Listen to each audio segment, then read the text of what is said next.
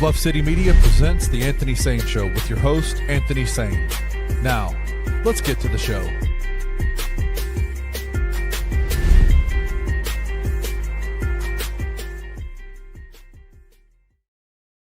What's going on, everybody? Welcome to The Anthony Sain Show. This is, of course, your host, Anthony Sain. Here with my guy, bro, Kenny Stubblefield, way on the other side of the World Wide Web out there in Collierville. Kenny, what's going on, my brother? My brother, we had a really fun conversation prior to the show starting about hairlines and about hair and cow licks and all that type of stuff. I left my hat off today, man. I'm hey, trying man, something I new. allowed you to be. I challenge you to man, step out and be your natural self, man. Yeah, you're doing it, man. Hey, you're looking good, though, man. I like it. I like that look on you. It's weird. I don't know if everybody else is like this. I'm very self-conscious about what my hair, like having my hat off. I wear hats. You're a man, bro. 99% of the time. Yeah, you're a man. Yeah. So I appreciate you giving me the. I was literally like, Anthony, I said, Anthony, I'm gonna go get my hat. I said, no, stop. You said, no, don't do it. Be your true, authentic self. Yeah. So my head is so fucking big, bro. Like hats make me look stupid as hell. So I can't. Hey, when this joint ever start going away, man, it's just got to be gone because I can't.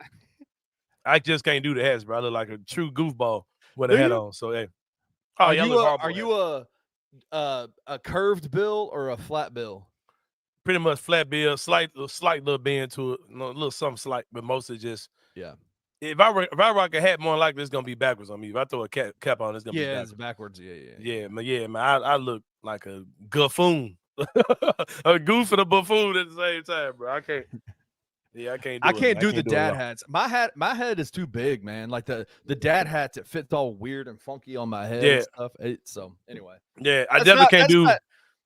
People aren't here for this, man. They're not here. They're not here to hear us talk about hats and hair. And they ain't here for none of that, man. But they gonna hear one more story before we get into our special guest for today, man. Volleyball season has started, Kenny Stubblefield, for the public schools. Yep. And of course, me and Julia started Memphis Magic Volleyball Institute this summer. Did 6 free clinics for the girls of the city. Yep. Working on some other things now. Trying to partner with. I ain't gonna put that out there, man, because everything ain't on paper yet. So I ain't gonna talk about some stuff we got coming up. But in that, man, you meet girls, right? You meet girls throughout the city. You find out what schools they play for.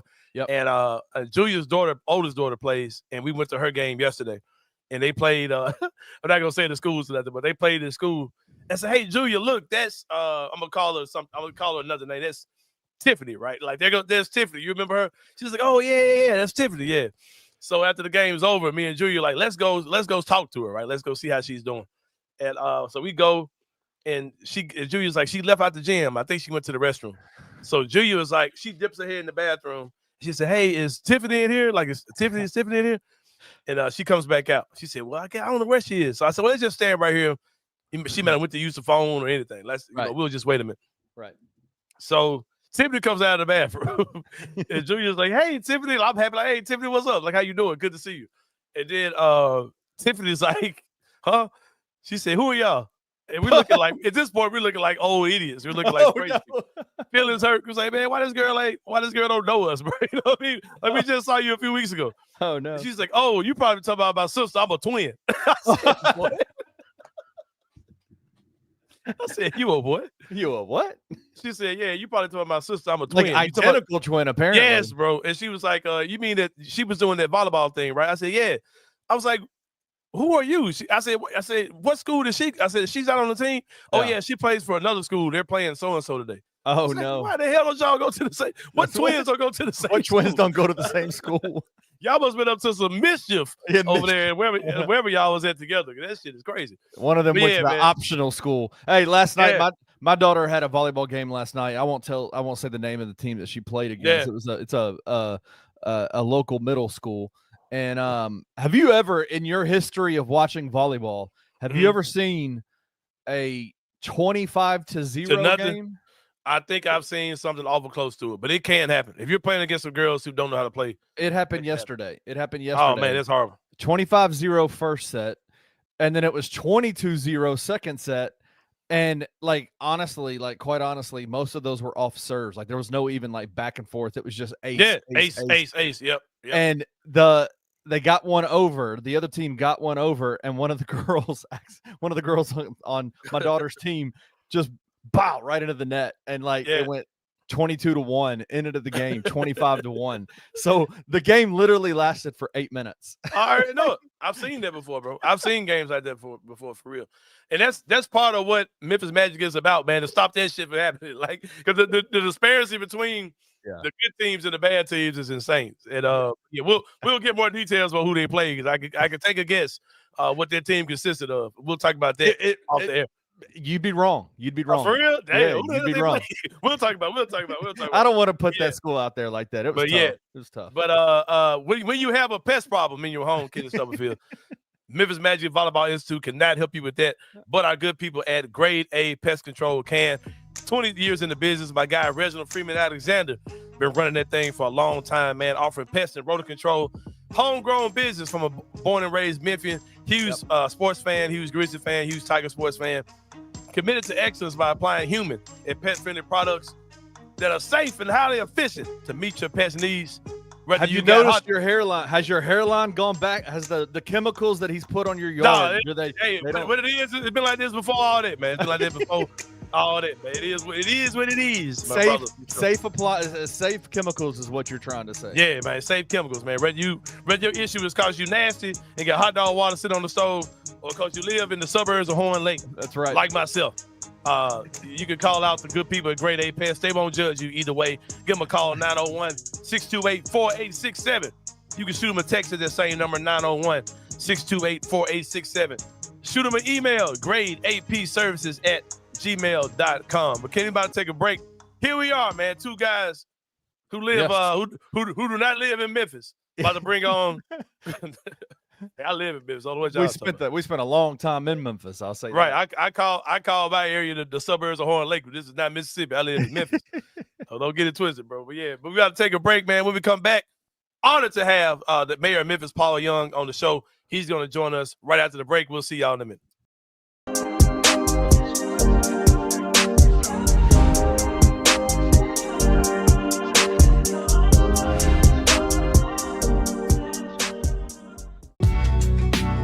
In the heart of the Highland Strip for 27 years, Trilogy Tattoo has helped tell stories for Memphians for generations. Located at 530 South Highland, Richie and his team are waiting to help you tell yours. From tattoos to piercings, your body art should be as unique as you are. Voted a Memphis Flyer top 3 tattoo shop in the city of Memphis since day one. Your story will be safe here at Trilogy Tattoo. Open 7 days a week, Monday through Saturday, 11 to 11, and 3 to 11 on Sundays. They have convenient times waiting on you. Let Trilogy Tattoo help you tell your story.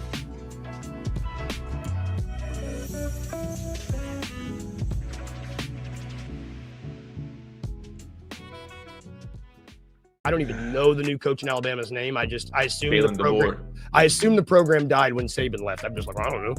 Yeah, man. Like, they're too worried about TikTok dances and like rumors flying that they're up to 2 a.m.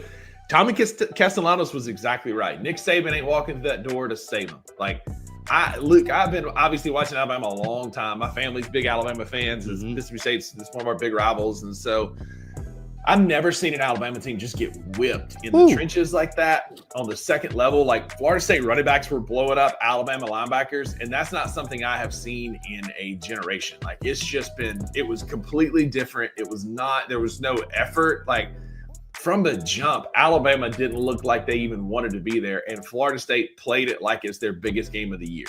Tune into The Daily Grind with your host, Lute Hatmaker, every Monday through Friday at 7:30 a.m. live on the Bluff City Media YouTube channel. But the biggest overreaction I see came from the first game that anybody cared about, and it was Texas versus Ohio State. Everybody got their jokes off about Arch Manning. It was his first game as a starter in hostile territory. You had Lee Corso's final college game day in which they put him on the field. The band spelled out Corso. It put on Brutus the Buckeyes headgear for the first time. The crowd was in it. They were ready. And he did not look good. He does not suck. Okay? Is it possible that we have expected way too much of him? Yes. Happens all the time. It's a fact that the disservice done to Arch Manning by making him the preseason Heisman favorite, the #1 pick. If his name was Arch Reynolds, nobody would care. Tune in to the $2 Sports Show with Rusty Witten and Drew Gann every Monday, Wednesday, and Friday live at 11 a.m. on the Bluff City Media YouTube channel.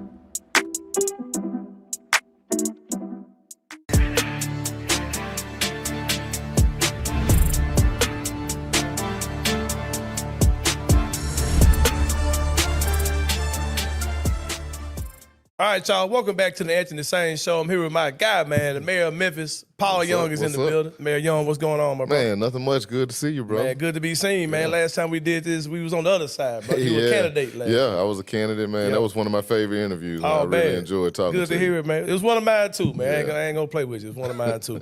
Well, Mayor Young, you've been around for 1.5 years, about 1.5 years you've been in office so far. What's been your biggest challenge since you've been in office? I mean, you know, there are always things that come up each day. We've had big issues like MATA has been an ongoing challenge that we've been working through.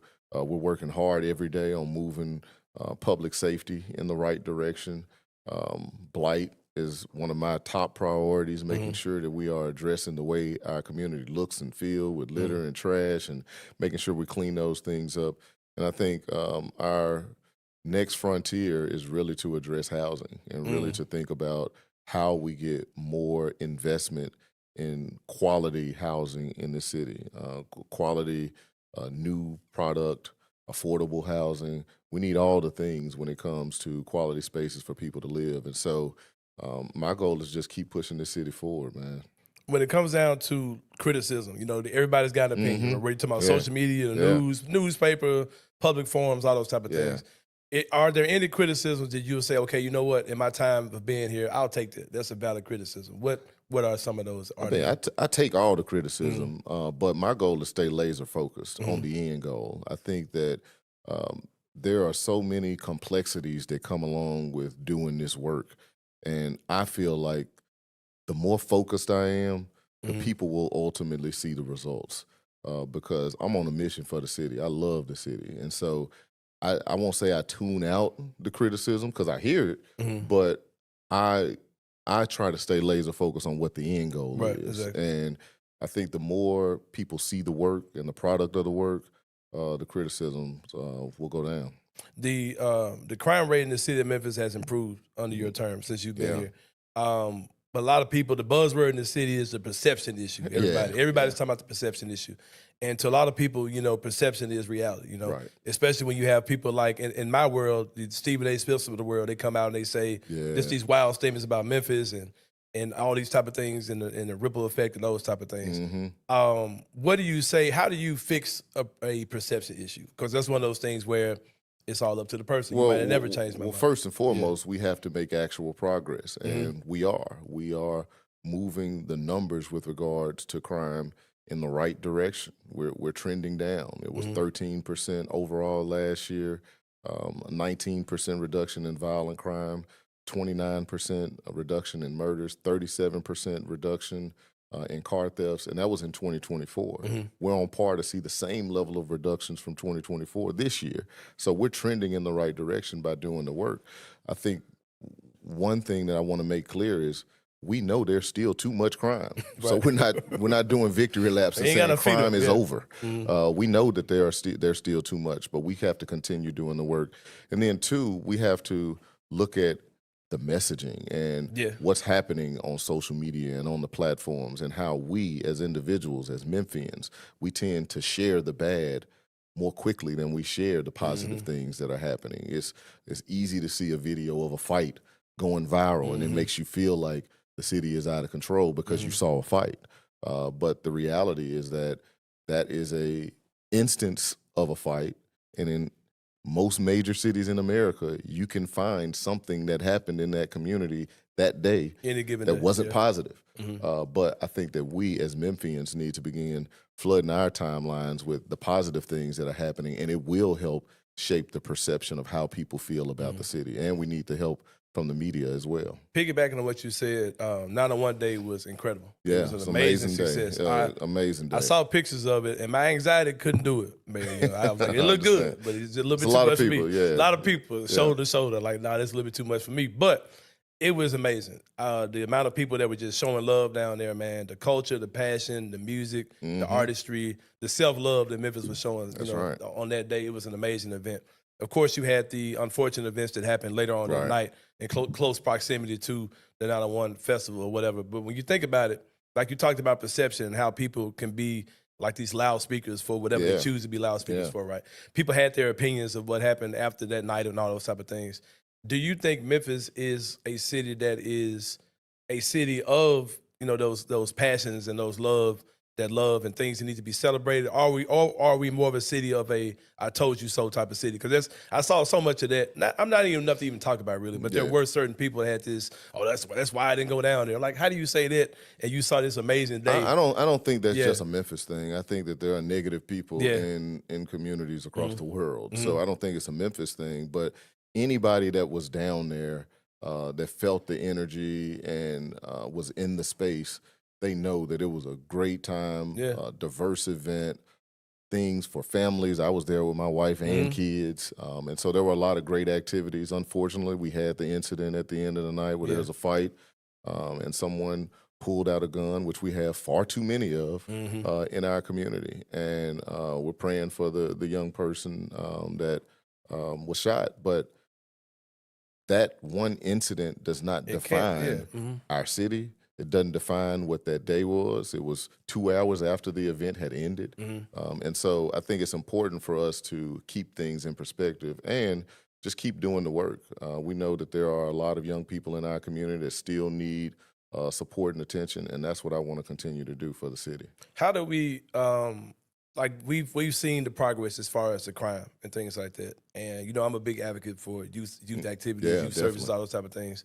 How do we get more of those things and empower more organizations and just people in period to kind of put more of a hands-on approach with the young people in this community? Because I think it all boils down to that. We have to care about our own kids. Yeah, absolutely. I mean, we just need more people like you who are willing to step up and go out and engage with young people, coach young people, create activities and events for them to participate in. This past summer, we went over to Streets. Yeah. And I participated in a program that they had where they did midnight basketball. Right. And they had young people from the community over in South Memphis that were there. And I talked to some of the young people, and they were telling me what they would have been doing if they didn't have that opportunity. Right. And so it's going to take organizations, individuals, churches, all of us coming together and finding ways to engage our young people. We can't ask them to put guns down without putting something else in their hand, without giving them something else to do. Yeah. And that's what it's going to take for our city. All right, let's talk about the fun stuff, Mayor. All right. FedEx Forum, the Memphis Grizzlies, all that type of stuff. Yeah. We had a joke a couple episodes ago on the show. We were talking about the whole thing, about how you had set this kind of this goal, how you want to get this thing done. We all want to get it done. Yeah. And me and Kenny joked about it. I was like, man, Marion, we didn't really ask you to set that deadline. Like, that's on you, bro. You know what I mean? Right, right. Because like we're years, I was joking aside, we're years away from when that lease is actually over. Right. You came in early in your term, said, hey, I want this to be done by this summer. And we kind of joked about, man, you know, that's your thing, man. Like, just get it done. We all have to, we got to set goals. I wish. But I mean, we're working in good faith with the Grizzlies, and they've been great partners. I feel confident we'll get it done. I won't put a timeline on it. Man, don't put them on timeline. Any timing goals, but just know that we're working hard together. So, what is part of some of the stuff that's came out, not particularly from you, but some of the reports have said like there's plans to kind of rejuvenate downtown. Yeah. What are some of the holdups with that, and what could that possibly look like? Because I'm a guy, I like to step out on the town sometimes. Well, we all want to see. Yeah. I mean, I really think it's important that people understand that downtown is our living room. It is the only neighborhood that's everybody's neighborhood. It's for the whole region, and so it's important that we have a strong, vibrant downtown. And we're working with our team and the development community, the Downtown Memphis Commission, hospitality groups and hotels and things that are downtown now that already exist here, our convention center. We're all working to put together a cohesive plan of how we can redevelop downtown and get some of the vacant dormant spaces activated. We have major projects like 100 North Main, the Sheraton Hotel, which, as you know, the city is acquiring, the Steric building. Those are important buildings and structures for downtown, and they are primary focuses for us right now, as well as looking at how to activate Beale Street even more. 901 Day was an amazing day, and we saw the capacity of what can be when we have a lot of amenities and activities happening on Beale Street. And so all of those things are ongoing.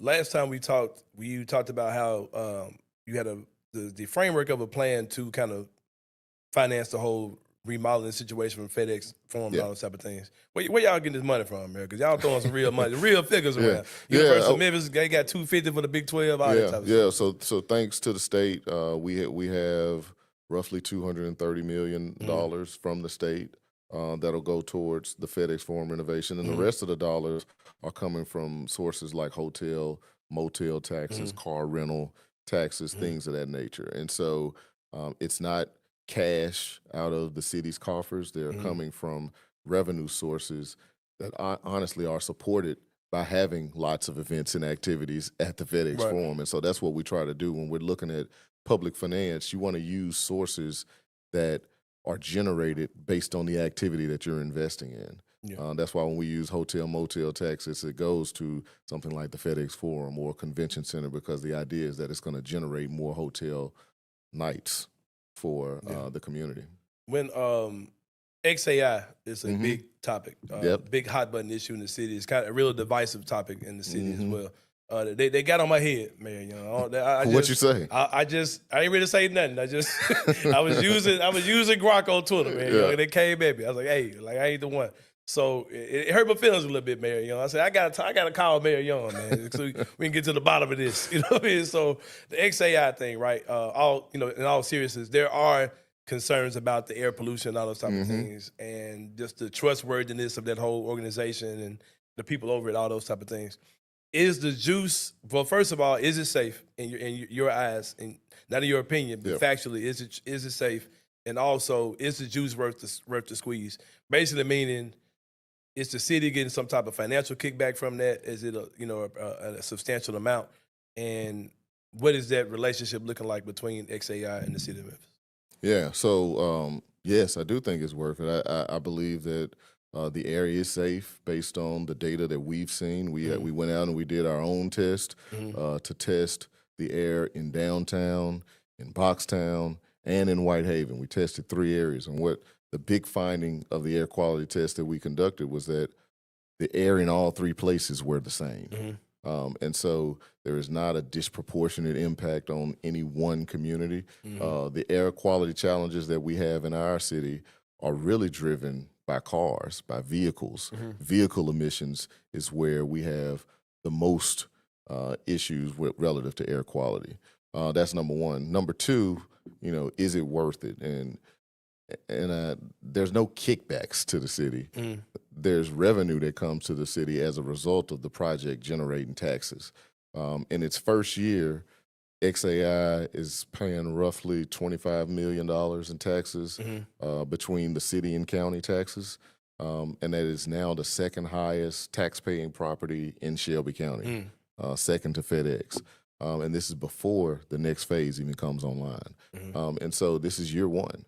So there are substantial opportunities for revenue. And we took it a step further because I'm definitely listening to the community. And what I've heard from the community is, well, yeah, I hear that there's revenues that's going to come. But how do you make sure that it happens in our community? And so we created the first of its kind ordinance that allows for 25% of those revenues that come from those taxes on the city side to stay within 5 miles of both of those facilities, which means that Whitehaven and Boxtown will get direct investments that are going to be driven by what the community asks for. So we put out a survey. We've gotten feedback from the community on what they want to see there. So things like investment in housing and home repairs, investment in community facilities, investment in teams that can go out and mitigate blight on a daily and regular basis.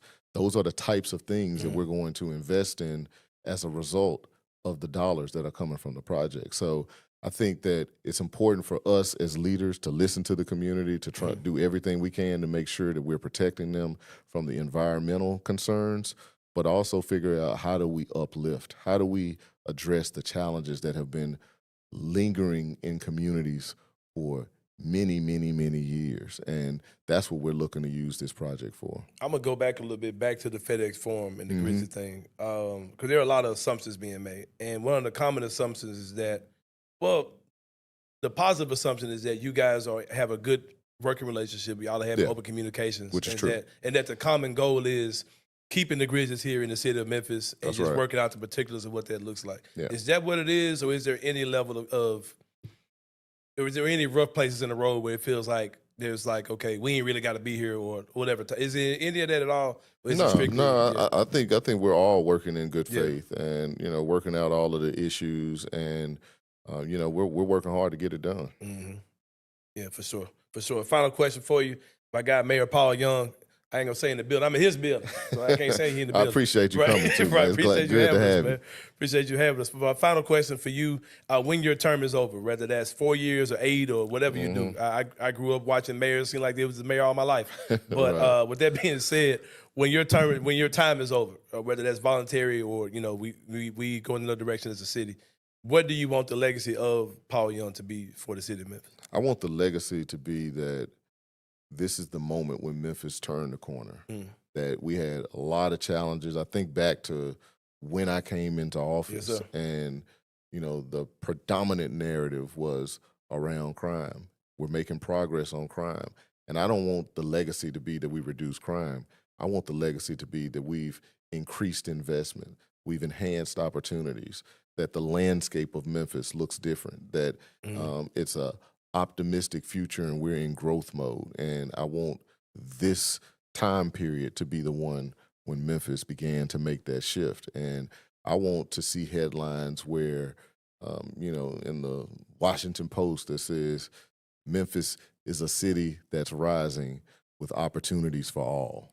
I don't want to just be a rising city where people move here and take over the spaces that have been not as active for years. I want the people that have lived in those communities that hadn't been having the economic vibrancy to also be able to live there and grow with the community at the same time. Yeah, for sure, for sure. Good stuff, man. This is my guy, Mayor Paul Young. We about to take a break. When we come back, it's going to be more on the Answer the Sain show. We'll see y'all in a minute.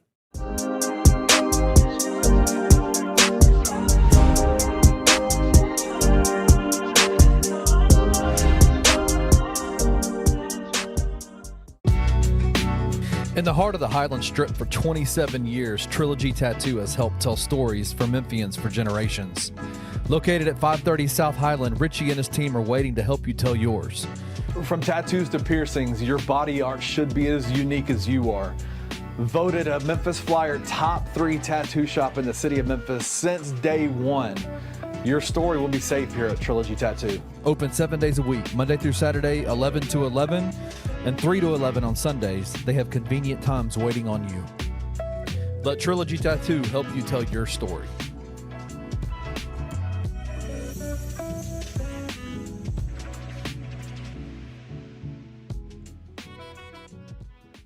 Some of the unanswered questions we had coming into week one, we had quite a few of them, right? Like, because the brand new team in a lot of ways, obviously.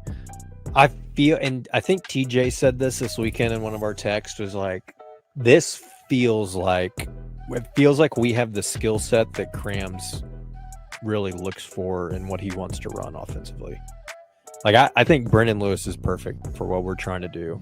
And he opened up so much stuff, and it's a lot of fun just to be able to do true read options and like knowing that if the quarterback makes the right read and he keeps it, he's just as likely to be successful at a first down or a touchdown run as the running back would be if you handed it off. Yeah. Like I'm excited about it. I think the offense looked good, and we didn't even really show anything. Tune in to Tigers Untapped with your hosts, Trey Lasley and TJ Willis, every Tuesday at 3 p.m. on the Bluff City Media YouTube channel.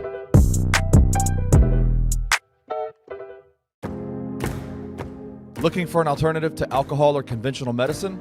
Check out Ounce of Hope, a Memphis-based dispensary with 2 local stores in the Sanderland Center and on South Cooper Street. You can get all the products you need in a location convenient to you. Each store offers an intentional shopping experience with dedicated bud tenders to answer all of your questions, from product selection and mushroom blends to our personal favorite, the Delta 9 seltzers. You gotta try the Peach Buzz. Try Ounce of Hope at either one of their 2 Memphis stores or at www.ounceofhope.com for convenient products shipped right to your door. Use the promo code BluffCity for 15% off any order, excluding sale items. Cannot be used in conjunction with other promotions or discounts. One use per customer.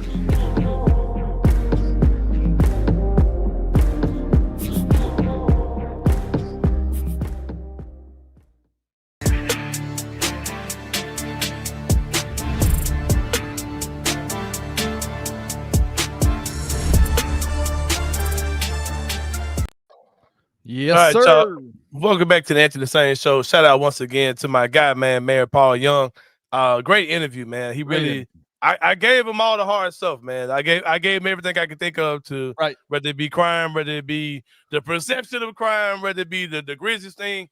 And I think he, XAI, of course, and I think he really answered those things very well, man, especially the stuff about the Grizzlies. Yeah. My heart palpitation slowed down a little bit, man.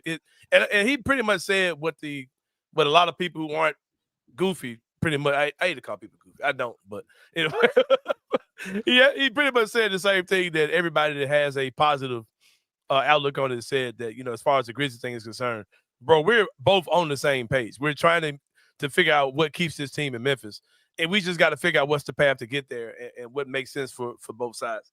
And this is coming from a guy who's got a renovation. That's his background, bro. Like neighborhood building, like that's his background. So I do think that in time we're going to see something very, very nice come out as part of this collaboration between those two sides. Specifically about the Grizzlies, he said one phrase multiple times that I thought was super interesting. We're operating in good faith. We're negotiating good faith together, right? Like, and isn't that kind of what? Like, he's not going to listen, man, he's a politician. He's not going to give, like, if you're looking for the nitty gritty, like the nuts and bolts of like how the conversations are going, you're not going to get that from him. But what you're getting is you're getting an assurance, I think, to Grizzlies fans, to Memphians all together, saying, listen, both sides, the city of Memphis and the Grizzlies, are negotiating. We're around the table. We're working together in good faith. There isn't and that can't be said for every one of these kind of situations. There has been some sides that haven't worked in good faith with each other. And I thought that was a super interesting thing. Anthony, I just want to tell you, man, like, number one, don't let you get into the Tiger stuff. Because, don't let me get into it, bro. But don't get into y'all saw political say. Y'all saw buttoned up. Hey, don't let him get into that. I do have one beef with you about it, and I have a screenshot that I want to show you. What's it? The only critique I have of you, and I want to show everybody that's watching this. I don't know if you noticed it or not, but look at this picture. All right, look at this picture. Okay. Look on the side. There's 2 bowls on this table. The bowl on the left has probably 20 peppermints in it. The bowl on the right has 3. All right. I picked my mints from the bowl that had less mints in it, man. That obviously was the community bowl, so that's which one I grabbed from. I didn't want to grab from the bigger of the 2 bowls, but there's one that was already. I'm just saying. I got one mint, bro. I did not get multiple mints, bro. Listen, City of Memphis, if y'all wanna send an invoice for some peppermints, man, Bluff City Media will take care of y'all. It was some sausage dust too. It was some sausage dust. Once you get it at the Cracker Barrel, right? Yeah, they told you about. Anyway, it was a fantastic interview, man. You did a fantastic job. And Mayor Young was awesome. Mayor Young. Oh, yeah, man, for sure. I support what he does, man. A lot of people have whatever opinion they have of him, but I do support the things that he stands for, man. I think he's a guy who, if we give him time and we give him support, we'll see what we want to see come from his term in office. Because I ain't really gonna go here, but a lot of y'all wasn't doing all this for all the other mayors that was here. Like y'all were not this vocal about what you thought about the mayor until the brother get it. I'm not talking about white people. I'm not talking about white people when I say that. But let me digress real quick. But anyway, I saw some comments just on the picture you posted yesterday, and I was like, man, guys, get out of here. Like, what are we doing here? Can I just say one last thing about the interview? Yeah. You asked him what you wanted his legacy to be. Mm-hmm. Right. And his answer was amazing to me. I thought he said, I don't want to be known. I don't want this time period of where I'm the mayor of the city of Memphis to be known for just stopping crime.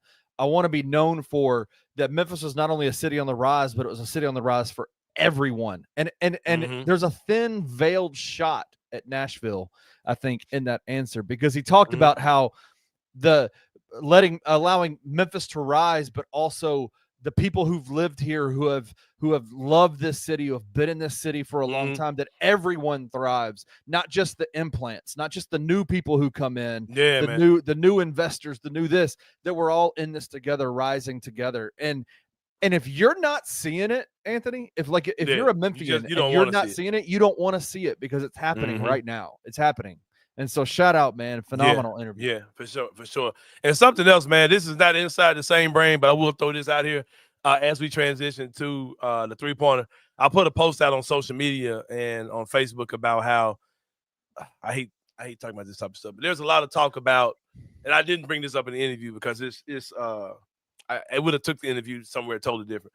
And I think he put out his plan for crime, so that's all I really wanted to hear. But we talk about the National Guard and all these type of things, the potential though that organization coming to the city. Yep. And I see people who look like me, men who look like me, talking about, yeah, man, bring them on. We need this for these YNs and these folks out of control. And we need, bring them on. It's out of control here. We need that, right? Yeah. I'm like, bro, with the same energy, you can say what they need to do for our kids.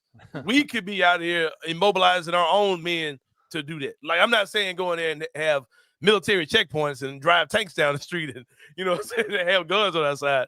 But why can't we as men, and I'm going to say this, why can't we as black men go into these neighborhoods that we know there's a lot of fatherless kids there? Because that's a big part of these kids are fatherless. Why can't we get with our fraternity, our church groups, our bike clubs, our whatever organization you're a part of, and go into these communities and create real change, man? And I'm not saying a 30-day scare tactic. I'm talking about actually putting hands on these boys, loving on them, man, mentoring them, educating them, teaching them how to be men, teaching them how to make money, teaching them about mental health. We have to do this, bro. And I'm gonna get off this real quick and get on what we were saying. But the thing is, man, like in regards to what Mayor Young is doing, Mayor Young can't fix the crime problem in Memphis. We have to do our part. He's one dude, man. Like, and the solution just can't be, lock all these YNs up and where we never see him again. Like that. Well, that work probably could. If you just grabbed every teenager in the city and just put them in jail, hey, the crime will end, I promise you, right? But you have to have other ways of intervention, man. You have to do something, that actually is beneficial for these kids in the long run, man. And we can't. It's super weird to me to see people talk about what the president needs to do in Memphis. Like, no, man. Like that dude is totally disconnected from them. When you bring these outside forces in, it's gonna be forceful, bro, and it's not gonna look like, and it's not just gonna be inconvenient to the bad people. It's gonna be super quote unquote inconvenient to everybody. Like, it's not gonna be this super smooth thing where y'all think, oh man, look at how peaceful it is now with these tanks riding down Winchester. You know what I mean? Like it's not gonna be what y'all think it's gonna be, bro. You know what I mean? But I'm trying to get off my pedestal. I'm not trying to end this sermon quickly, but we have to take those type of initiatives, man, to actually give a damn about the young men in the city, and because they need examples, bro. They need men. Like, these boys need men, bro. Like this, I don't really know other way to say it, but that's it, man. But anyway, Kenneth Summerfield. Shout out. I don't know if Mayor Paul Young has any tattoos, but if he did. Hey, what if he's out there just showing them just off? He probably does, right? But he's probably the first mayor that ever had a tattoo. I don't know if he got none of that. I don't know, man. Jim Strickland probably has some. Probably has some hidden tattoos. He got some. Man, you think Willie Harrington? You think Willie Harrington has any tattoos? I don't know. Look at Brick TV's comment. It says he knows one for 30 years, not want to be included. The Pizza Boys. Hey, no, we do not want them involved. Oh my God. Oh, thanks. Jalen Nelson, we got to address the poverty of the city for sure, bro. For sure. Oh man. Jalen Nelson also said that neither put that comment up. Yeah. Neither Mayor Young nor the National Guard can solve the crime problem. It's like putting deodorant on after hooping when you need to shower. Hey, that's every man's go-to move too. Bring deodorant to the gym and put it on. The Axe body spray. Right. And then wonder why you got keloids on your shit. Why's my shirt stained? Like, yeah. Wonder why your shit keloid like a motherfucker. But yeah, bro, let's get it. But yeah, I don't know if he got the tattoos kind of stuff in, but if he did, I'm sure he got it done at Trilogy Tattoos, man. 27 years in the business, serving the city just like Mayor Young, man. Hey, Mayor Young ain't getting 27 years, but I hope he can get his thing done in his 4-8 or whatever he got here as the term as the mayor of Memphis, man. 27 years in the business for Trilogy Tattoos. Trust them to tell your story, man. Every tattoo has a story behind it. You ain't out there just willy-nilly putting shit on your body, Kenny Stubblefield. You ain't losing a bet and putting a tattoo on you like my guy Kenny Stubblefield. But your tattoo has a meaning to it. It's got a story behind it, man. So trust the good people at Trilogy Tattoos to tell your story. But Kenny Stubblefield, it is time for the three-pointer, man. Let's get into it. Number one.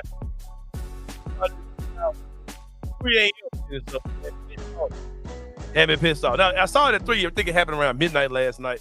Shams Charania, Kenny Stubblefield, dropped a nugget saying that sources are telling him that a deal for the NBA is pretty much almost done, where the All-Star weekend will look a little different, Kenny Stubblefield. Yeah. You're not a fan of this, are you? No, at all. It's the dumbest shit that they've ever done. This is the dumbest thing they've ever done, including the dumb shit that had rookies playing in the All-Star game last year. Hey, real quick. Meeks wants to know, would we ever run for mayor in Memphis? Hell no. I'm gonna do this. I'm gonna work for the city. I'm gonna go out swinging. Right. I want my legacy to not be known that I was hosting the Anthony Sain show. I want my legacy to be that I was an advocate for change in the city of Memphis. But see, here's the problem. The mayor, I can't do it. Here's the problem. Me and Anthony, if we ran for mayor, whoever was running against us would just take clips of this show and be like, I got two many skeletons in my closet. Is this the dude you want? All right, go ahead. All-Star game format. My bad. I couldn't do it. All-Star game format. Get this shit out of here. Basically, they're saying it's going to be round robin, and they're going to break the USA into 2 teams of 8.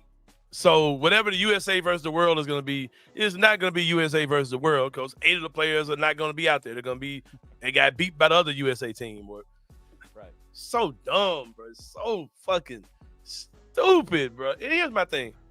Do I think that a USA versus the world game would be dope? Fuck yes, bro. A true USA versus the world game would be fucking incredible. Sign me up. I would watch it. Yeah. Just make that something else, bro. You know what a dope time to do that would be? When you have your in-season tournament and you got that break. Yeah. And there's like you have the semifinal. You play the semifinal game of the in-season tournament. That game before the championship of the in-season tournament. Do this. Do USA versus the world. Then the next day or 2 days later, whatever, do the finals of the in-season tournament.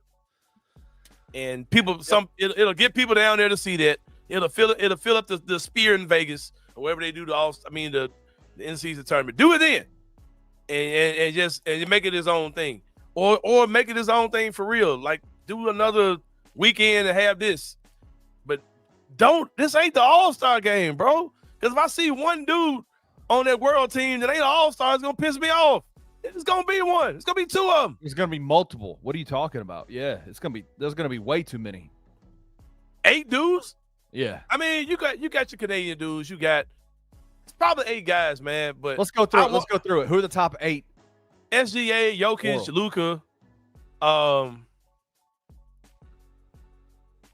Giannis.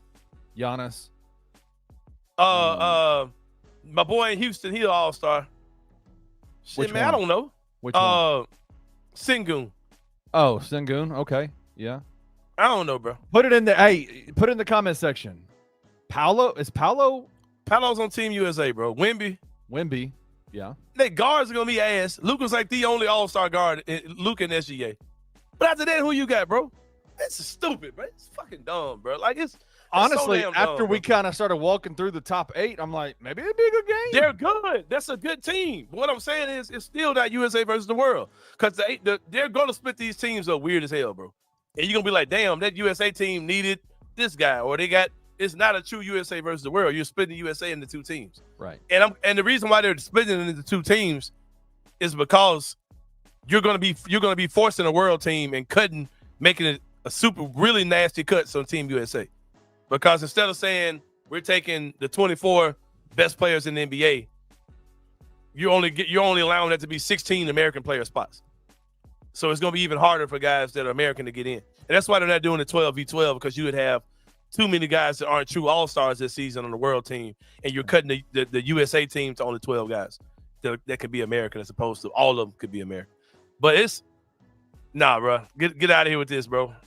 Get out of here with this. This is gonna be ass. I'm not not a fan of this at all, bro. So who's the face of the world team? I mean, the best player in the world right? is Jokic. The best player in the world is Jokic. So I mean, it is what it is. And here's my thing too, man. Before we move on, because I got some FanDuel stuff for this. If you want to fix the All-Star game, I've been stomping on this for about 3 years, Kenny. If you want to fix the All-Star game, you want teams to play hard. Make a new award winner and make it the defensive MVP. Make a defensive MVP for a cash prize, whether it's $1, $2, $3, $4, $5 million, whatever it is, right? Guys are gonna go hard for that defensive MVP, and it's gonna make multiple guys play hard. And for an All-Star game, all it really takes is about 2 or 3 dudes playing defense, and it's gonna make the whole game look different. And it's gonna make everybody go hard if you just got 2 or 3 dudes out there doing it. Bro, this is so forced, bro.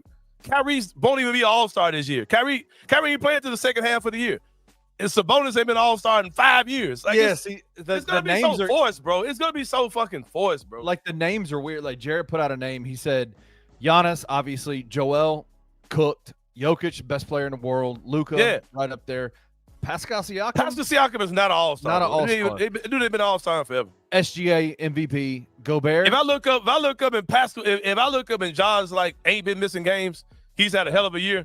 And Ja Morant don't make the All-Star, and Pascal Siakam garbage ass. Like, bro, it's gonna be so fucking stupid, bro. This shit is gonna be trash. Like Sabonis, you got Franz Wagner. Get the fuck out of here. That dude ain't never been an All-Star, and Sabonis ain't been one in 5 years, bro. This is ugly, bro. This is fucking dumb. The way that they're going about doing this is not how you fix the All-Star game. Like I said, it's with USA versus the world be dope, sure, but don't make it the All-Star game, bro. That's not. And like NHL, you know why the NHL was able to do this? Because most of their stars aren't American. Like that is the internet. It's a truly international league, bro. You can't do the same thing they go do. Oh, this pissed me off so bad, bro. But anyway, on that world team, like you asked me the question, who would be the captain of the team? I think it's probably gonna be Jokic, Kenny Stubblefield. With that being said, I think his team is gonna have a good season as well. Denver's gonna be the best team in the West, in my opinion. I like them adding Cam Johnson to their team. All those type of things as well. Let's look at some FanDuel odds. Kenny Stubblefield for the Denver Nuggets this year. Regular season wins. They got them up there, bro. Woo! Yeah. It's 60 wins. That it's at plus 390. Western Conference winner plus 550. NBA Finals winner plus 950 for the Denver Nuggets. I think that team is going to be good as shit this year for sure, man. I think they smell blood. I think they felt like they had the recipe to beat the Oklahoma City Thunder, and I think they made some changes. Adding Cam Johnson to that team. Getting weird ass Michael Porter Jr. off your team. It may be the biggest move that added Cam Johnson for sure. So yeah, sign me up. I think Denver's gonna be really good this year. If even if not in the regular season, by the time the playoffs start, they're gonna be super good in my opinion. Number 2, Kenny Stubblefield. Let's say his name. My guy Olivier Maxence Prosper, aka Prosper. Omax. I love guys who already got a nickname, so y'all ain't gotta be trying to make up weird ass nicknames for this dude. I love it. I love it, bro. Signed a 2-way with the Grizzlies today. It was signed announced a 2-way with the Memphis Grizzlies earlier. Yeah. Former Dallas Mavericks guy. Let's talk about him, man. What are your thoughts on it? I know we talked to Chris Ingram a little bit from the No Bubble podcast. My guy Chris Ingram, my Chris Ingram, he loved him. He said that when the Grizzlies were trying to, the year that we traded to get Marcus Smart, all the mock drafts had Olivier Maxence Prosper around our area. A lot of people had him slated to go to the Grizzlies. Why? Because he's a big 6'8" wing, high-level defender. He had Dorian Finney-Smith comps coming out of college. We went to go get a Dorian Finney-Smith. Sham said something that was surprising. He came out and said, this is a guy the Grizzlies were trying to trade for. That's so crazy. During the offseason. And I'm telling you, man, if these type of things, when those type of nuggets come out, that's probably a John Conchard trade. I think their money probably have been about the same, something like that. This was probably a John Conchard deal. And he's a guy who could get to the basket, defend at a high level, high energy guy, big 6'8" body, putbacks, rebounds, all those type of things. Still super young. He came out in the draft, 2023 draft. Still super young. Kind of struggled to find an opportunity there. They're clearly building this team around Tomas Isolo with these high energy guys, defend multiple positions. I think this could be a very good pickup for the Grizzlies as a two-way. And a couple things that people are talking about may be, my guy, Jemai Meshack, right? Jemai Meshack, yep. Who is, this is what people have to understand with that. Even when we signed the kid, the big from Purdue. From Clemson. From Clemson, PJ Hall, yep. Yeah, when they signed him, right? People are like, well, why they didn't sign Meshack? You've got Meshack. He's not on a contract, but you do have his draft rights. Yeah, you have his rights. You have his draft rights. You do not. It's kind of a odd practice, but the Grizzlies did this before with one of the what's the twins? The twins from Kentucky. The Harrison twins. They did it with one of them where he was on a 2-way contract. I mean, he was on they drafted him and did not sign him to any type of contract for the whole year before they brought him in on a 2-way at the time, I believe. But what you can do with that, since you do have those guys' rights, you're not in a pinch to have to sign those guys anytime soon. And you got Meshack on your team. I mean, you got him under your umbrella, whatever. Put him on a Exhibit 10 deal, have him come to training camp, all those type of things. Goes back to the Memphis hustle. And when, I'm going to say if and when the Grizzlies make some type of deadline deal and it frees up a roster spot, you can make your decisions from there. Do you not need another big? And now you can just let PJ Hall go. There's a guy like Omax. Is he a guy that you can give a regular roster spot? Like he said, the Grizzlies tried to trade for him. That's crazy. Which means he would have been on the roster, right? So it's clearly a guy they got interest in. So when I think there will be some type of consolidation move made. 100%. Yeah, the Grizzlies are not done. Then you can move him up. And you can see what you do with a Jemai Meshack at that point. I think it's very smart that they didn't sign Meshack yet, because they kind of waited to see what was out there, and you go get a guy that you had eyes on. Like I said, I don't expect them to be a huge part of what we do, but you're talking about a guy that's a 6'8" wing defender who's still very young. So I think you do what you can get from him. The comp that Chris gave earlier was a guy that the Grizzlies have been coveting, Grizzlies fans have been coveting forever, and Dorian Finney-Smith. Yeah. That's the comp that that in the big draft boards that when he was coming out, he was he was being compared, mocked at the same level that Gigi Jackson was. Let's not forget, Gigi was a first round mock, right? Ultimately ended up going in the second round to the Grizzlies. Yeah. But Gigi's talent wise was absolutely a first round, and so is Omax. Omax is in that same boat. My question to you is, does this signing this 2-way deal with Omax, does it kind of put anybody on the Grizzlies roster right now on notice? Like, are you what do you think? Yeah, if he's good, I think it makes a guy like Vince Williams super expendable. I mean, you talking about if he can come in and defend, like if he straight up can defend, he's not a shooter at all. But if he could come in and defend like crazy, like it's no telling what he could be. Yeah. And my guy Jared saying Jitty's not a factor, man. The Grizzlies been trying to get rid of Jitty forever. Like they don't. Yeah. Jitty won't be part of the rotation either. But I do think they want to see what they can get out of Vince on this team for sure. Number 3, Kenny Stubblefield. My girl Angel Reese, man. Man, come on, man. You know it's my girl, bro. You know, sometimes you know it's my girl. we are a we defend Angel Reese here. This one was a tough one. This is a tough. Yeah, it's tough, man. But she's got to understand. My guy, I can't think of my guy's name, man. He's haven't been on this show before, but I've done some podcasting with him before. Coach, what is his name? Coach Vaughn? No. I'm sorry, bro. Not Coach V. Coming soon though. Golly, bro. I'm sorry, bro. Super bad podcast. Coach. Super bad podcast is getting so good. I don't know who Coach is. Hold on. I'm about to tell you. Give me a second, bro. Give me a second. Jason Maples on Twitter. I don't know if you know who that is. Jason Maples on Twitter. Super smart guy. He said he stands by everything the Angel said. I just think that's not a public discussion. Yes. She won at a ridiculous rate at every level of basketball she's played at. Right. And she knows what a winning situation looks like from top to bottom. I totally agree. She's just got to be smarter about who she's giving these type of quotes to. Yes. I'm not mad at her and feeling the way about that organization. The organization's been shitty ran, bro, since she's been there. They fired a coach, and people saying the coach they got now doesn't know what he's doing either. And they're probably going to hire another. She's going to be looking at 3 coaches in 3 years, at 3 seasons in the WNBA. So I'm not mad at what she's saying at all. That team desperately needs more guard play, I think, in my opinion. But I'm not mad at Angel Reese. What she's saying, I'm just mad that she said it. It's basically what I'm trying to say. Right. You never look good in these type of situations when you're saying, what your team needs to do, and they need to get better talent around you, especially when you missed a lot of games with injury this season as well. That's the hard part, right? You've missed a lot of games. You're about to miss tomorrow night's game against Indiana Fever because of a suspension. With Caitlin Clark. Yeah. With Caitlin's out. She's still out. No, I'm just saying she'll be in the building. Right, she'll be in the building. She's more than likely gonna miss that game. So it's tough, man. Like again, I do think the response to her has been kind of crazy because let's not forget, dude. Coaches like Phil Jackson used to coach his team through the media. Right? Like he would say a lot of crazy shit about the Lakers, about Kobe, about all the players on the Lakers team through the media. And everybody was like, oh, he's a Zen master. Oh, he's this, that, and the third. Again, she's not played a lot this year because of injury. When she has played, she's been awesome.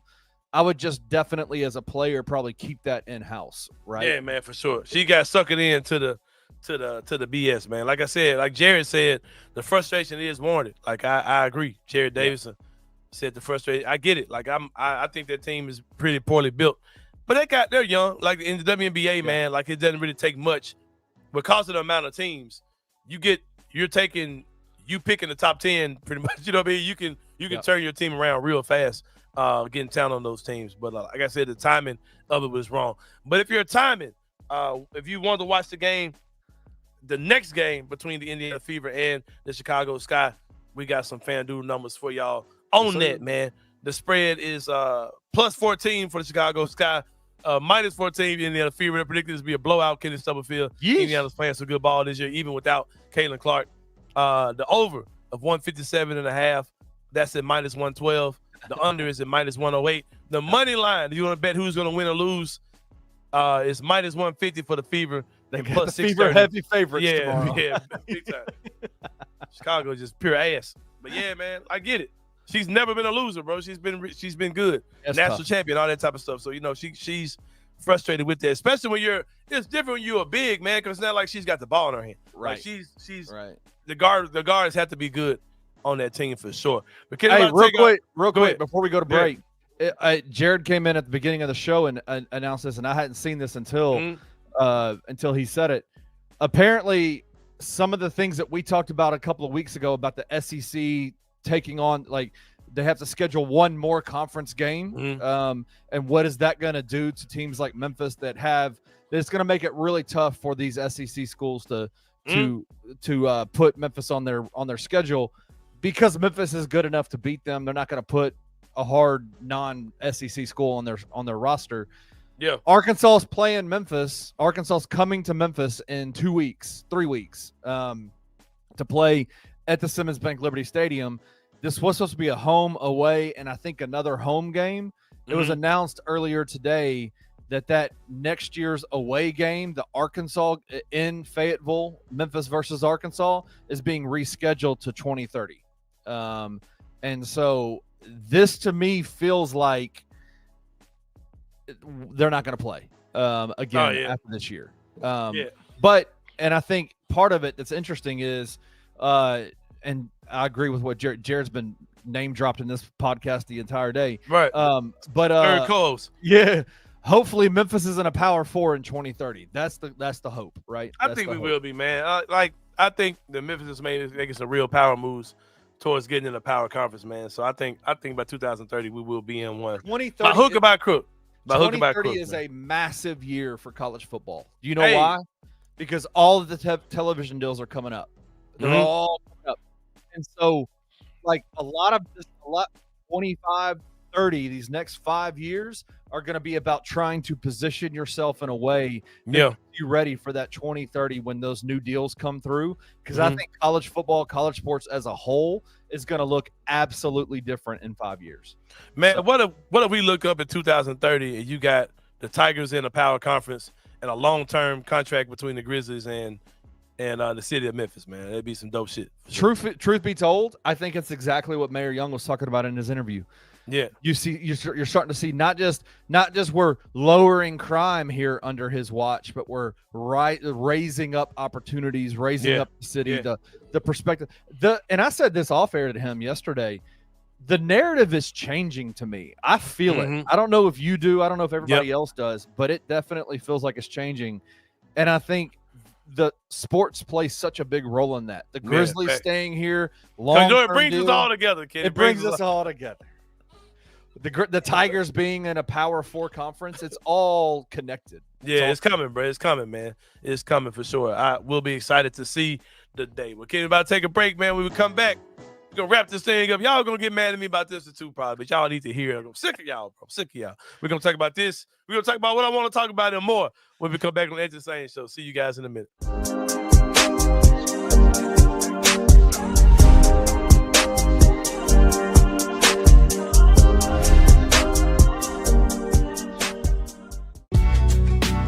In the heart of the Highland Strip for 27 years, Trilogy Tattoo has helped tell stories for Memphians for generations.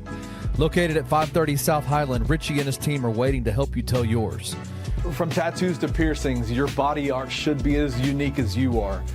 Voted a Memphis Flyer top 3 tattoo shop in the city of Memphis since day one. Your story will be safe here at Trilogy Tattoo. Open 7 days a week, Monday through Saturday, 11 to 11, and 3 to 11 on Sundays. They have convenient times waiting on you. Let Trilogy Tattoo help you tell your story.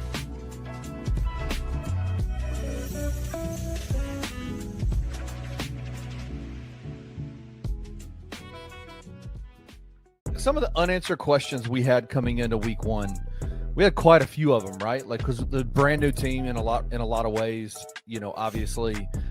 I feel, and I think TJ said this weekend in one of our texts, was like, it feels like we have the skill set that Crams really looks for and what he wants to run offensively. Like, I think Brendan Lewis is perfect for what we're trying to do. And he opened up so much stuff, and it's a lot of fun just to be able to do true read options and, like, knowing that if the quarterback makes the right read and he keeps it, he's just as likely to be successful at a first down or a touchdown run as the running back would be if you handed it off, you know? Yeah. Like, I'm excited about it. I think the offense looked good and we didn't even really show anything. Tune in to Tigers Untapped with your hosts, Trey Lasley and TJ Willis, every Tuesday at 3 p.m. on the Bluff City Media YouTube channel.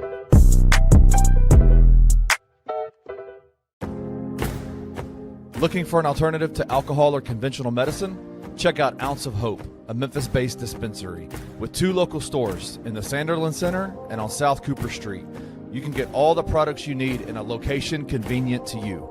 Each store offers an intentional shopping experience with dedicated bud tenders to answer all of your questions, from product selection and mushroom blends to our personal favorite, the Delta 9 seltzers. You gotta try the Peach Buzz.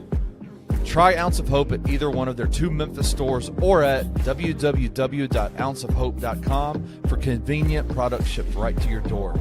Use the promo code BluffCity for 15% off any order, excluding sale items. Cannot be used in conjunction with other promotions or discounts. One use per customer.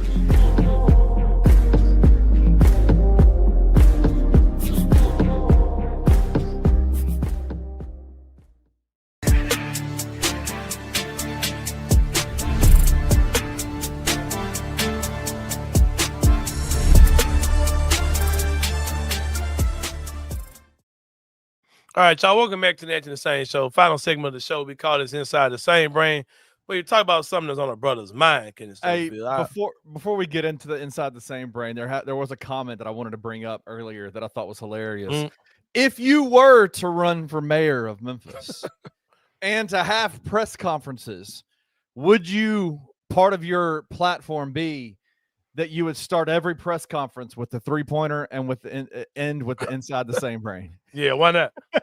Why not, bro? All right, I got 3 points for everybody. Let's go. I got 3 Kenny, points for y'all. Man. Hit the music, Kenny. Let's go. Hit my music. Hit that Drake. Hit that Drake right quick. But no, man. No shit. Oh yeah. I'm Inside the Sain Brain, man. Talk about something that's on a brother's mind, Kenny Stonefield. Kenny, I went out today to grab me something to eat. I slept in a little bit.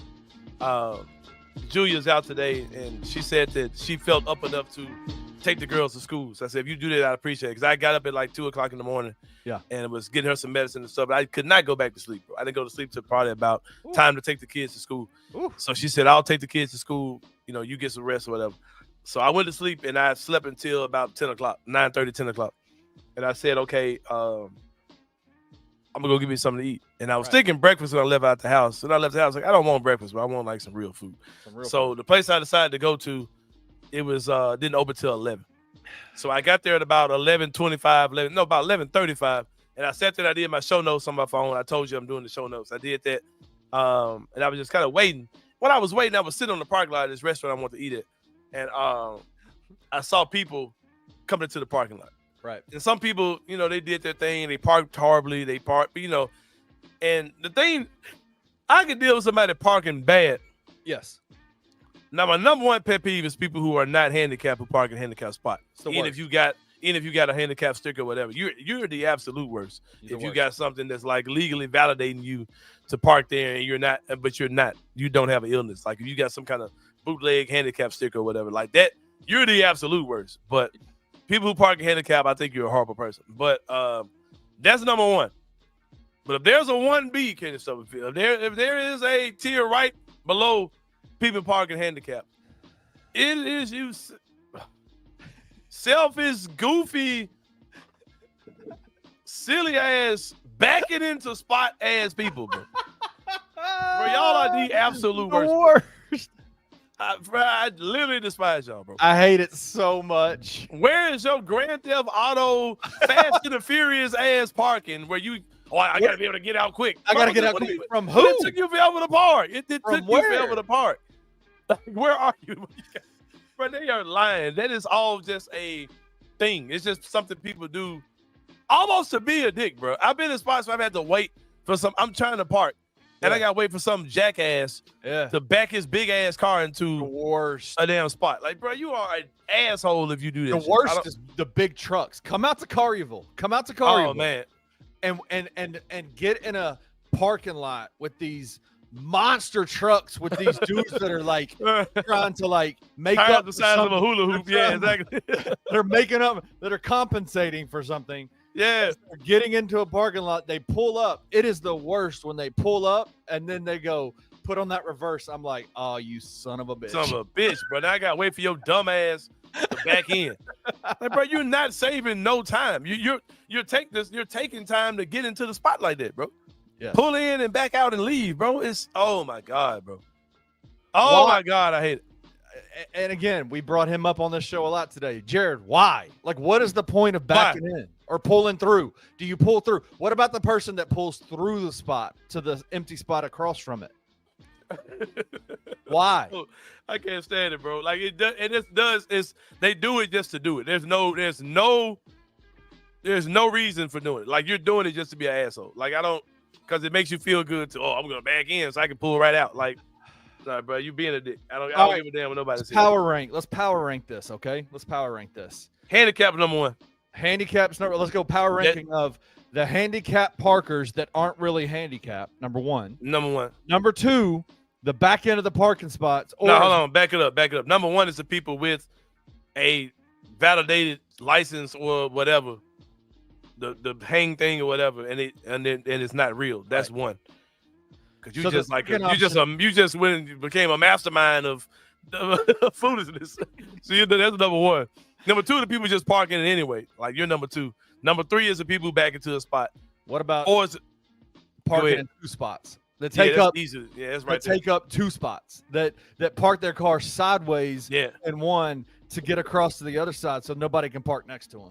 Yeah, That that's person easy. is Yeah. that's worse than backing in to me. Yeah, but when people who do that, you are already there, out of sight, out of mind. It's the fact I gotta wait on the Deuce of Hazard guy to back into the spot that pisses me off. Gotta wait for CJ from San Andreas, Grand Theft Auto, to back into his spot. Yeah. He's gotta pull out because he's in the danger zone. If you're at a grocery store, why? You can't even put your groceries. Like, what are we talking about here? It's the worst. It is Thank the you, worst. bro. It's so trash, bro. It's so trash. I hate it. Like, get your dumb ass out of the way, man. I can't stand it. Oh man. Oh man, I had another one, bro. I can't think of what it was, man. What was it? What is another good one? It's something about parking. What about the person who gets in the parking lot, drops the person off at the front door, puts their hazards on, and sits in the drive area and just sits there on their phone, just like this? I done that for some bad chicks. I done that shit before. Yeah, but they just switched up once the mission was accomplished. But it's the worst. There is nothing. Let me tell you this, and if you have a significant other, if you're married, if you're dating, if you're engaged, whatever you may be, I have a question for you. When you drive into a parking lot with your significant other, does it drive you crazy like it drives me crazy when my wife goes immediately? Oh, you didn't leave me enough space. I'm like, damn, what about what you need? Not even that. The space part, but also starts pointing out the spots you can go to. Oh my there's God. a spot there. Oh, there's a spot there. Oh, there's a ass spot up, there. I'm like, I'll spot your ass. the whole response is, I don't know how I survived 30 years of parking without you. Like, you know what I'm saying? Like, how did I survive in this life? Oh no, without you telling me where to park? When you ride with your girl and it's like she's driving, right? And she just insists on finding the closest possible spot. Like, baby, park the fucking car and walk. Park the car and like, let's go. walk, man. What the fuck are you doing? You got to watch on. You need 10,000 steps. Let's go. Let's get it. Let's get out of here and let's go. Right. It's like the difference is like here to there. And it's like, bro, park your goofy ass right here. Get out the car and walk, man. Just park. Damn. Hey, I'm gonna tell you another one. This is more of a courtesy to me than anything, man. But the feeling you get when you're sitting, you ever like pulled in and like you stop, but you ain't really all at a complete stop, but you kind of like just stopped the car. Yeah. And the car beside you is pulling out. That feeling that your car is moving. Shit scares me. Oh man. Like, man, you just scared the shit out of me. I'd be like, oh shit. Trying to stumble on the brake, like, God damn, this motherfucker's still moving. Hey, that shit. That's one of the scariest feelings in the fucking world, bro. This is a good one. Walk the buggy to the rack and not a parking spot. Hey, I'm the guy. I do put my rack. I do put my buggy for the most part in the rack. And if I don't, I put it right in front of my car so a car can still park. I put it on the line. I don't put it where it's literally in the spot. Yeah. I don't. Yeah, I put it where somebody can still come behind me and park. Yeah, man, for sure, man. For sure. Just common courtesy, man. Think about other folks when you're driving around. Right. In the parking lot, bro. You know something that's not a dick move in a parking lot that does kind of feel like one to me? What's that? When you see the guy who's got the line full of car seats pushing them, you're like, oh, here you go, fella. Oh, man. What you no ass shit up to my pal, bitch. What the fuck are you doing? Get out of here. No, as somebody who used to push buggies at the Costco on Winchester and Hacks Cross. You like that or you don't like it? Absolute. It would drive me crazy to see carts and buggies all the way out in the far end. Man, hand it to me, bro. Let's go. Like, just put it here. Yeah, I got you. I mean, I know, like I said, it's not a bad thing. He just kind of feels kind of goofy. Feels that way. You kind of feel embarrassed. Here you go, Sonny. Right? Yeah. Got one more for you. Got another. Here's another. Hey, this real too. What Jared said, you ever think you have a parking spot? Then the Kia Soul was right in there. Hell yeah, bro. Shit pissed me off, man. Pack your dumb ass back to the line. Or a motorcycle, bro. What are you parking your motorcycle? Man, back it in, ass, man. Pull that motherfucker up to the line so we can see your shit. Little baby car driving ass, bro. What is Keelan? What are you? What are you talking about, man? Get your ass. Let me try to excuse that shit, bro. Nah, bro. This is a personal. You lying, bro. Yep. Your car back. Oh, it says job requires us to back in when we park. Okay, cool. I get that. What job I have is he? I thought he said his car requires him to back in. Like, you lying, bro. What kind of car do you have? He said his job requires. What you do, man? Sell dope. What you got going on, man? Got to get away quick. We talking about CJ for San Andreas. That's Keelan's job. I'm a bounty hunter. He's the getaway guy. Man, what? Man, so he out here like CJ. Man, oh shit, here we go again. Oh, here we go again. Keelan. Man, got the Grand Theft Auto walk. Oh shit. Here we go again. Here we go again. And that's a man, a trafficker. He do smuggle people. Right. Yeah, my line of work requires us to back in. Man. Hey, bro. Let's get out of here, man. Shout out once again to Mayor Paul Young, man, for inviting us into the inner trenches of the Memphis City Hall, man. Dope ass office, man. Shout out to the staff out there too, man, for showing us love, making us feel at home, man. Yeah, shout out to that for sure, man. Thank y'all for chiming in today. Thanks for tuning into the show. Thanks for being nice to me, going in the beer like, let's move this. Can I have your table? Let me do this. But I get my black ass put out. I move this shit. Let's move this out of the way. Let's do this. Moving shit. It's in the office, man. He's over there and eating peppermint. Like they're like, get these drinking water out of here, bro. Drinking water loud, too tall, 6'3" and up, motherfuckers. They just moving shit. Like damn. But yeah, if this is your first time watching the show, because you're here to watch Mayor Young, yes, it is crazy like this every day here on the Anthony Sain Show. So yeah, sorry, but thank y'all for chiming in. Share this joint, man. Basically, sell chemicals. Yeah, you ain't making no better, bro. Yep. Yeah, you ain't making no better, bro. But yeah, we gonna holler at y'all, man. For Kenny Summerfield, this Anthony Sain. We'll see y'all tomorrow, man, and we out. Thank you for listening to the Anthony Sain Show. If you enjoyed this episode, leave a rating and a review wherever you download your podcasts. Also, like and subscribe to the Bluff City Media YouTube page. We'll see you back here next time.